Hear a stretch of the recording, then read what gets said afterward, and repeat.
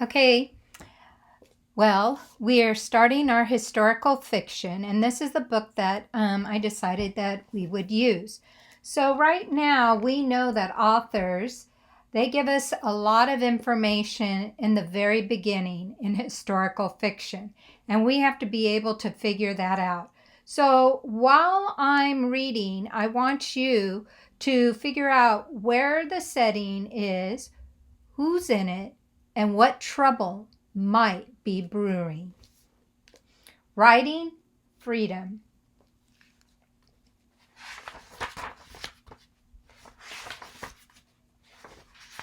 In the beginning.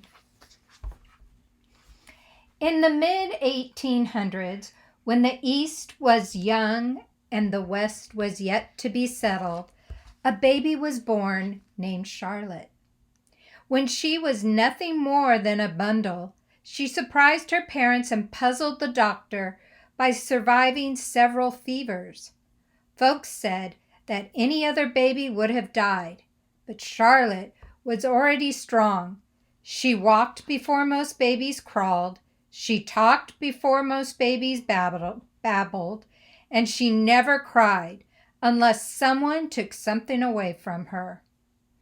A few months after Charlotte's second birthday, on a blustery evening, she rode with her parents toward their small farm in New Hampshire countryside.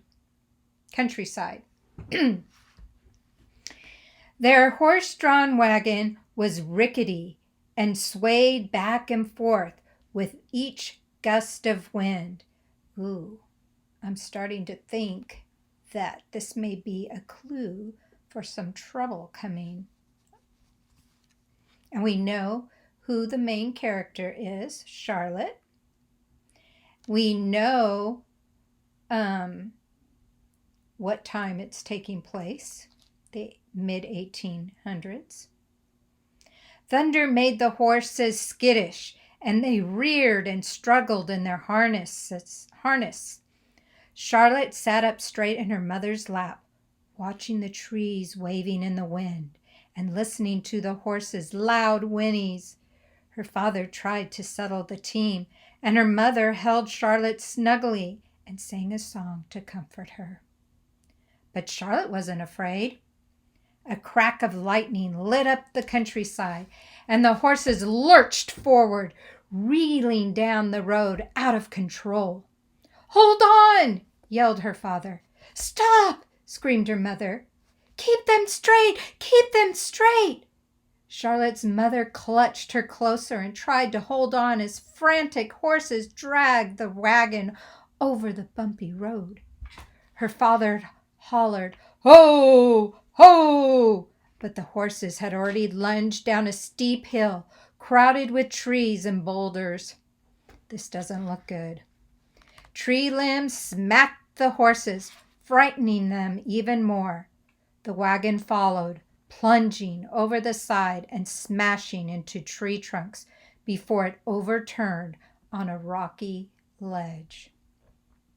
Charlotte was thrown free of the splintered wagon and landed in a bed of tall grass. Her father and mother were killed instantly. Unharmed, Charlotte waved to the snuffling horses who were now free of the wagon. Like nursemaids, they hovered around her. At times they whinnied as if calling for help. Rain drenched the countryside, and Charlotte shivered through the night, but the horses stood close by, protecting her from the rain and nuzzling her with their warm breath.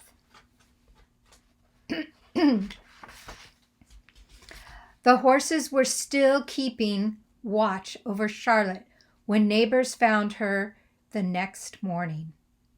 She was holding so tight to one of the horses' reins that they didn't dare pry it out of her hand.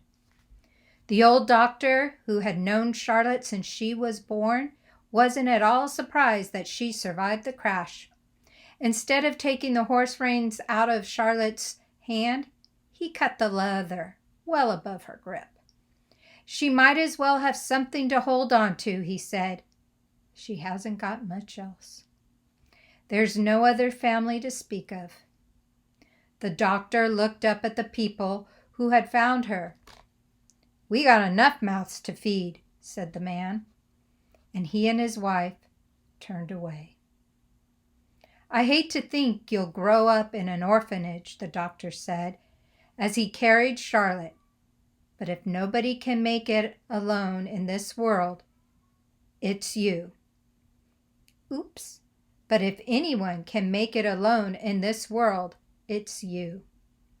Since the day you were born, you've been determined as a mule and tough as a rawhide bone. So let's stop and think about the information we just learned about the setting and the character